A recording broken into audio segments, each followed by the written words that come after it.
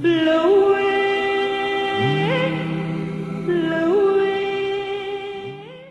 Bienvenue dans l'émission L'univers vous écoute.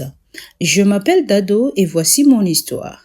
Quand j'étais au lycée, mon professeur m'a convaincu de sortir avec lui, me promettant de payer mes frais de scolarité jusqu'à l'obtention de mes diplômes. Il me promet aussi de soutenir financièrement ma famille, et puisque nous sommes pauvres et que j'avais des difficultés pour payer l'écolage et me prendre en charge, j'ai dû accepter ces avances.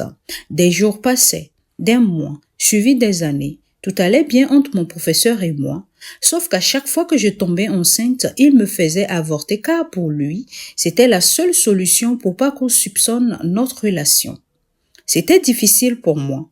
Je me sentais pas à l'aise de faire cela, mais je n'avais pas non plus le choix.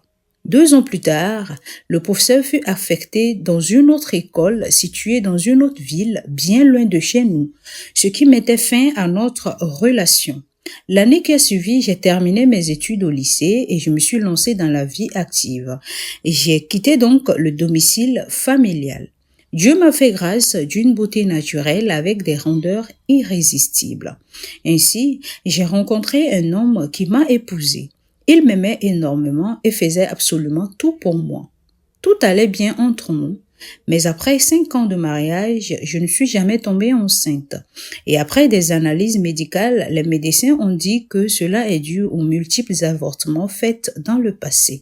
Pour finir, l'homme m'a chassée de chez lui car il voulait coûte que coûte un enfant. Plus tard, j'ai rencontré 2 autres hommes faisant avec eux 2 à 3 ans de relation respectivement sans avoir d'enfant. Et avec eux, c'était le même scénario.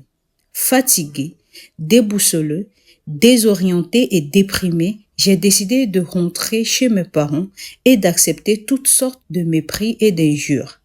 De toute façon, c'est ce que je méritais après tous ces avortements à répétition. Je me sentais tellement coupable. J'ai passé des nuits blanches. J'étais abattue. Psychologiquement, j'étais instable. J'étais perdue et j'avais aussi perdu le goût à la vie. Je suis allée voir toutes sortes de féticheurs sans résultat. Finalement, sous les recommandations d'une amie du quartier, je suis allée à une église où j'ai pleuré toutes les larmes de mon corps. J'ai prié, j'ai jeûné et demandé pardon à Dieu pour ce mauvais comportement que j'ai eu au lycée avec ce professeur. J'ai demandé à Dieu de me purifier et de faire de moi son nouveau-né. Après 6 mois de prière et de jeûne et d'éveil spirituel, j'ai rencontré un homme avec qui je sortais et qui a fini par me demander en mariage. J'ai pas tout de suite accepté car je craignais le même scénario avec lui. Il m'a convaincue et comme je sais qu'il m'aimait énormément, j'ai voulu donc tenter le coup, ne sachant pas que Dieu ne m'a pas abandonné et qu'il avait déjà répondu à mes prières. 2 mois de mariage à peine, je ne voyais plus mes règles. Prise de peur et de panique, je me suis précipitée à l'hôpital car je m'attendais plus à tomber enceinte. J'ai tout de suite pensé au pire. Une fois à l'hôpital, après les analyses et les tests, les mêmes médecins m'annoncent que j'étais enceinte. Ils n'ont jamais cru, et moi aussi d'ailleurs, jusqu'à ce que je donne naissance à un beau garçon. Ma petite famille et moi vivons heureux. Je rends gloire à Dieu, car il est vraiment le Dieu de miracles, toujours miséricordieux envers nous, pauvres pécheurs, qui nous repentons.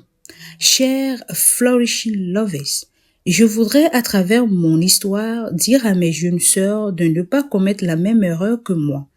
L'avortement, peu importe les raisons, n'est pas une bonne chose. Prenons garde et surtout ne donnons pas la chance au diable de détruire notre vie car celle-ci est précieuse. L'univers vous écoute, histoire narrée par Queen Katari. Blow away.